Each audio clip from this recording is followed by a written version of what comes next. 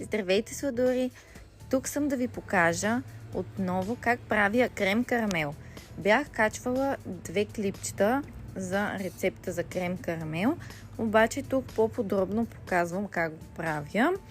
И най-интересното е, че продуктите са домашни и исках да видя дали ще има разлика във вкуса.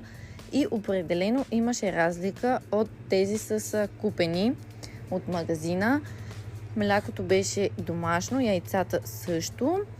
Разбих 6 яйца с 1 чаша захар, чайна. В същото време си сварих млякото да заври и добавих 1 литър към сместа с яйцата и захарта.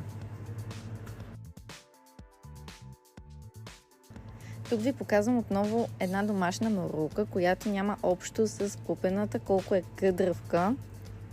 Млякото вече ни завря и ще го ставя малко да изстине, докато си направя карамела, за който използвам половин чайна чаша захар. Просто я слагам да се разтопи без вода, без нищо. Нямам проблем така, получава ми се. Ето така се втечнява захарта. И когато напълно се втечни и стане на карамел, е време да се разпредели по чашките. Не слагайте прекалено много в чашките, за да не ви се втвърди. Първо бях приготвила 5, но добавих още една, защото ми дойде много.